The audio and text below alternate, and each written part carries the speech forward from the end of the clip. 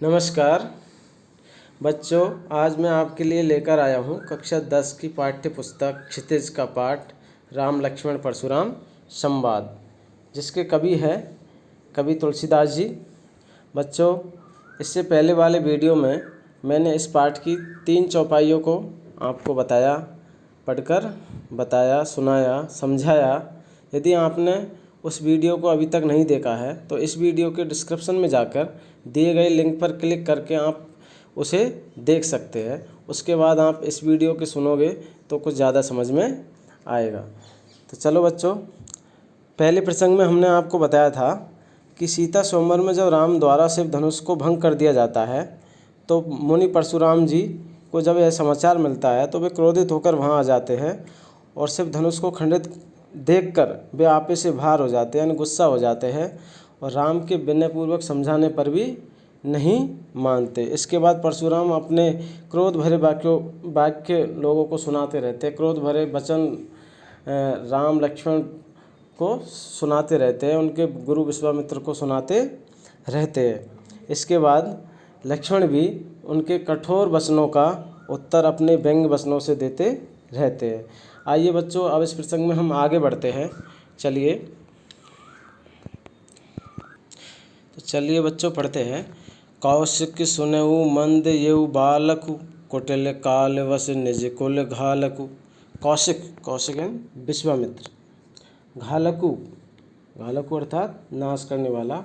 भानुवंश सूर्यवंश। निरंकुश कुसु जिस पर किसी का दबाव न हो। अवधू ना समझ। असंकु शंका रहित। कौशिक सुनऊ मंद येहु बालक, कि हे विश्वामित्र सुनो, यह बालक बड़ा कुबुद्धि और क्या है, कुटिल है। कुटिल काल वश निज कुल घालक, और काल के वश होकर यह अपने कुल का घातक बन रहा है। भानुवंश राकेश कलंकु, यह सूर्यवंश रूपी चंद्र का कलंक है। निपट निरंकुश अबुध असंकु, यह बिल्कुल उद्दंड, मूर्ख और निडर है। आगे, काल कबल होई छन माही, कहु पुकारी खोरी मोई नाही। तुम्हें हटकऊ जऊ चहु उबारा, कई प्रताप बलु रोसु हमारा। काल कबलू का अर्थ है जिसे काल ने अपना ग्रास बना लिया हो, यानी मार दिया हो। छन क्षण, खोरी दोष, हटकहु मना करने पर। काल कबलु होई छन माई, अभी क्षण भर में यह क्या हो जाएगा, काल का ग्रास हो जाएगा। कहु पुकार खोरी मोहि नाई, और मैं पुकार कर कह देता हूँ कि फिर मुझे कोई दोष नहीं दे। तुम्हें हटकऊ जो चहु उबारा, यदि तुम इसे बचाना चाहते हो, उबारना चाहते हो, तो कही प्रताप बल रोष हमारा, तो हमारा प्रताप बल और क्रोध बतलाकर इसे मना कर दो। लखन कहु मुनि सुजस तुम्हारा, तुम्हें अछत को वर नहीं पारा। अपने मुँह तुम्हें आपनी करनी, बार अनेक भांति भौवर्णी। आगे लक्ष्मण जी ने कहा मुनि से कि हे मुनि, लखन कहु, लखन यानी लक्ष्मण जी कह रहे हैं कि हे मुनि, आपका सुयस तुम्हारा, आपका सुयस आपके रहते तुम्हें ही अछत को वर्णन पा रहे हैं, तुम्हारे रहते दूसरा कौन वर्णन कर सकता है। अपने मुँह तुम्हें आपनी करनी, और आपने अपने ही मुँह से अपनी अनेकों बार अनेक भांति बहुवर्णी, यानी अनेकों बार अपना ही वर्णन कर लिया है। नहीं संतोष तपुनि कछु कहई, जनि ऋषि रोक दुसह दुख सहऊ। वीर व्रति तुम धीर अछोबा, गारी देत न पाभौ शोभा। इतने पर भी आगे संतोष न हुआ हो तो फिर और कुछ कह डालिए। क्रोध को रोककर ऐसा दुख मत सही है। आप वीरता का व्रत धारण करने वाले, वीर व्रति वीरता का व्रत धारण करने वाले, अछोभा शांत धीर, गारी देत न पावौ शोभा, यानी आप वीरता का व्रत धारण करने वाले हैं, धैर्यवान है, क्षोभ रहित है, तो आपको गाली देते शोभा नहीं देता। अगला ये दोहा है। सूर समर करनी करई, कई न जनाबै आपु, विद्यमान रन पाई रिपु कायर कथई प्रताप। सूर समर, समर यानी युद्ध, कि सूरवीर को तो युद्ध में करनी करते हैं, यानी सूरवीर तो युद्ध में अपना कार्य करते हैं। कहीं न जनावे आप, यानी अपने को जताते नहीं है, जनाते नहीं है। विद्यमान रन पाई रिपु कायर कथई प्रताप, और शत्रु को युद्ध में उपस्थित पाकर, विद्यमान यानी उपस्थित, शत्रु को युद्ध में उपस्थित पाकर कायर लोग ही अपने प्रताप की, प्रताप यानी प्रताप की डींग हाँकते हैं, अपनी बड़ाई करते हैं। अगली चौपाई है, तुम तो काल हाँक जनु लावा बार बार मोई लाग बोलावा। सुनत लखन के बचन कठोरा परसु सुधारे धरऊर घोरा। आप तो मानो काल को हाँक कर लगाकर बार बार उसे मेरे लिए बुलाते हैं। बार बार मोई लाग बुलावा, यानी बार बार उसे मेरे लिए बुलाते हैं। सुनत लखन के वचन कठोरा, और लक्ष्मण जी के कठोर वचन सुनते ही परशु सुधारी धरऊर घोरा, परशुराम जी ने अपने भयानक फरसे को सुधार कर हाथ में ले लिया। अब जनि देई दोष मोई लागू कटुवादी बालक बध जोगू। बाल बिलोक बहुत में बाचा, बाल बिलोक बहुत में बाचा, अब ये मरनिहार भाषाचा। बध जोगू, बध जोगू यानी मरने योग्य, बध जोगू अर्थात मरने योग्य। और अब लोग मुझे दोष न दे, परशुराम जी आगे क्या कहते हैं कि अब लोग मुझे दोष न दे। कटुवादी बालक बध जोगू, यह कड़ुआ बोलने वाला बालक मारे जाने के योग्य ही है। बाल बिलोक बहुत में बाँचा, इसे बालक देखकर मैंने बहुत बार बचाया है। अब यह मरनिहार भा साँचा, मरनिहार यानी मरने को ही, पर अब यह सचमुच में ही मरने को ही आ गया है। कौशिक कहा क्षमी अपराधु, बाल दोष गुण गण ही न साधु। खर कुठार में अकुरुन को ही, आगे अपराधी गुरु द्रोही। आगे कौशिक यानी विश्वामित्र जी कहते हैं कि अपराध क्षमा कीजिए, क्षमी अपराधु, क्षमी यानी क्षमा, अपराध यानी अपराध को क्षमा कीजिए। बाल दोष गुण गण ही न साधु, बालकों के दोष और गुण को साधु लोग नहीं गिनते। खर कुठार में अकुरन को ही, अकुरन जिसमें करुणा न हो, जिसमें करुणा न हो। परशुराम जी बोले तीखी धार का कुठार में दया रहित और क्रोधी, और यह आगे अपराधी गुरुद्रोही, और यह गुरुद्रोही और अपराधी मेरे सामने। उतर देत छोड़ऊ बिनु मारे, केवल कौशिक शील तुम्हारे। न तई काटी कुठार कठोर, कुठार यानी कुल्हाड़ा, कठोर यानी कठोर। गुरई उरण होते श्रम थोरे, गुरई यानी गुरु के, उरण यानी उऋण। आगे उत्तर दे रहा है कि इतने पर भी मैं इसे बिना मारे छोड़ रहा हूँ। आगे क्या परशुराम जी क्या कह रहे हैं कि ये मुझे बार बार उत्तर दे रहा है, यानी मेरे सवाल पर क्या कह रहा है, बार बार मेरे सवाल पर बार बार अपने कटाक्ष कर रहा है। इतने पर भी मैं इसे बिना मारे छोड़ रहा हूँ। सो हे विश्वामित्र, केवल कौशिक शील तुम्हारे, कि हे विश्वामित्र शील यानी तुम्हारे प्रेम के कारण ही इसे मैं छोड़ रहा हूँ।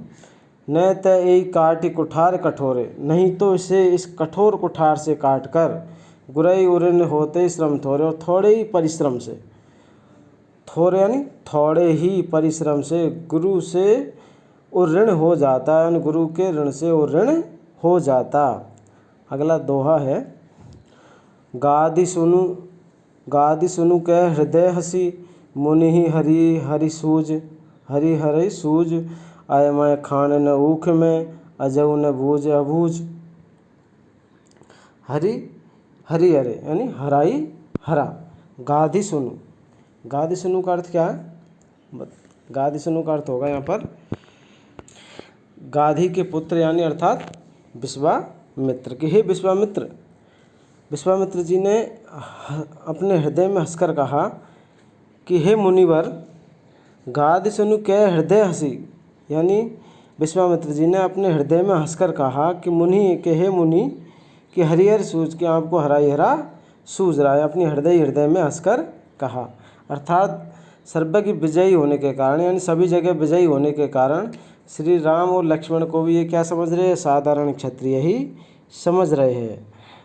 अयमय खांड ने ऊख में, अयमय यानी लोहे के समान, अयमय यानी लोहे का बना हुआ, खांड ने ऊख में यानी रस की खांड, अजय ने भूज अभूज, यानी क्या समझ रहे हैं, ये से बेसमझ समझ रहे हैं। आगे कहते हैं विश्वामित्र जी, किंतु यह तो लोहा है, फौलाद है। अयमय खांड लोहे का बना हुआ है। और विश्वामित्र ये परशुराम जी इन्हें क्या समझ रहे हैं, ऊख का रस, खांड, ऊख की खांड समझ रहे हैं, जो मुंह में लेते ही पिघल जाती है, गल जाती है। मुनि अब भी बेसमझ बने हुए हैं, इनके प्रभाव को नहीं समझ रहे हैं। ऊख में अर्थात गन्ने का रस। अगली चौपाई है, अंतिम चौपाई और दोहा है। कहे लखन मुनि शील तुम्हारा, को नहीं जान विदित संसारा। विदित यानी जान। माता पितई उऋण भय नीके, उऋण यानी उऋण, गुरु ऋण रहा सोच बड़ जी के। लक्ष्मण जी ने मुनि से कहा, परशुराम जी से कहा कि मुनि शील तुम्हारा, आपके शील को कौन नहीं कहे जानत, कौन नहीं जानता, को नहीं जान विदित संसार, और वह संसार भर में प्रसिद्ध है। माता पितई उऋण भय नीके, आप माता पिता से तो अच्छी तरह उऋण हो ही गए, यानी आपने अपने माता पिता का ऋण तो अच्छी तरह चुका ही दिया है। गुरु ऋण रहा सोच बड़ जी के, अब गुरु का ऋण रहा है जिसका भी जी में बड़ा सोच लगा हुआ है। सो जनु हमरे माथे काड़ा, दिन चल गए ब्याज बड़ बाड़ा। अब आनिए बेहवरिया बोली, तुरंत देव में थैली खोली। बेहवरिया मतलब हिसाब करने वाला। सो जनु हमरे ही माथे काड़ा, भे मानो अब हमारे मत्थे काड़े को चढ़ाने आए हैं। दिन चल गए ब्याज बढ़ बाड़ा, अब बहुत दिन बीत गए हैं, इससे ब्याज भी बहुत बढ़ गया होगा। अब आनी ये बेहवरिया बोली, अब किसी हिसाब करने वालों को बुला लाइए। तुरंत देव मैं थैली खोली, और मैं तुरंत थैली खोलकर दे दूंगा। सुनी कटु वचन कुठार सुधारा, कुठार यानी कुल्हाड़ा, परसा, उन्होंने अपना परसा सुधारा यानी संभाला। हाय हाय सब सभा पुकारा, और सारी सभा में हाय हाय की पुकार उठने लगी। भृगुवर परसु दिखावई मोही, भृगुवर परसु दिखावई मोही, भृगुवर भृगु श्रेष्ठ, भृगुवर परसुअन फरसा दिखावई दिखाते हैं मोही, यानी मुझे विप्र विचारी बचऊ नृपद्रोही, नृपद्रोही यानी राजा का दुश्मन, राजा का शत्रु। तो लक्ष्मण जी के कठोर वचन सुनकर परशुराम जी ने कुठार संभाल लिया, और सारी सभा में हाय हाय की पुकार उठने लगी।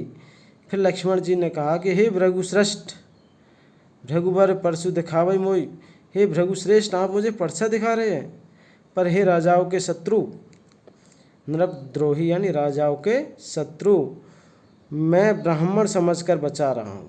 विप्रेन ब्राह्मण समझकर आपको बचा रहा हूँ। मिले न कबहु सुबट रन गाड़े, द्विज देवता घरई के बाड़े। सुबट, सुबट, सुबट का अर्थ यहाँ पर क्या है, सुबट का अर्थ होगा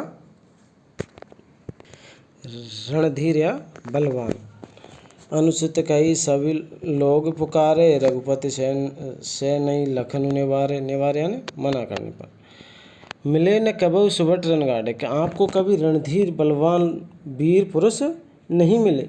द्विज देवता घरई के बाड़े, हे ब्राह्मण देवता आप घर में ही क्या है, बाड़े यानी बड़े हैं। अनुचित कही सब लोग पुकारे, और यह सुनकर अनुचित है सब लोग पुकारने लगे, सब लोग कह उठे। रघुपति से नहीं लखनु निवारे, और श्री रघुनाथ जी ने, श्री राम जी ने इशारे से लक्ष्मण जी को नेवारे मना कर दिया, रोक दिया। लखन उतर आहुति सरस, रघुबर कोप कृसानु, बढ़त देख जल सम वचन बोले रघुकुल भानु। लक्ष्मण जी के उत्तर से जो आहुति के समान थे, यानी जो लक्ष्मण जी के जो उत्तर है परशुराम जी के लिए, वो क्या है, आहुति यानी आग में घी डालने के समान थे। भृगुबर को परशुराम जी के क्रोध, भृगुबर कोप कृसानु, बढ़त देख जल सम वचन बोले रघुकुल भानु। रघुकुल भानु रघुकुल के सूर्य अर्थात श्री रामचंद्र जी। लक्ष्मण के उत्तर से आग में घी डालने का कार्य हो रहा था, आहुति देने के समान कार्य हो रहा था। परशुराम जी के क्रोध से, क्रोध रूपी अग्नि को बढ़ते देखकर रघुकुल के सूर्य यानी श्री रामचंद्र जी ने जल सम वचन बोले, यानी जल के समान शांत करने वाले वचन बोले। बच्चों, यह वीडियो आपको कैसा लगा? इस वीडियो को आप लाइक कीजिए, शेयर कीजिए और मेरे चैनल को सब्सक्राइब कीजिए। धन्यवाद।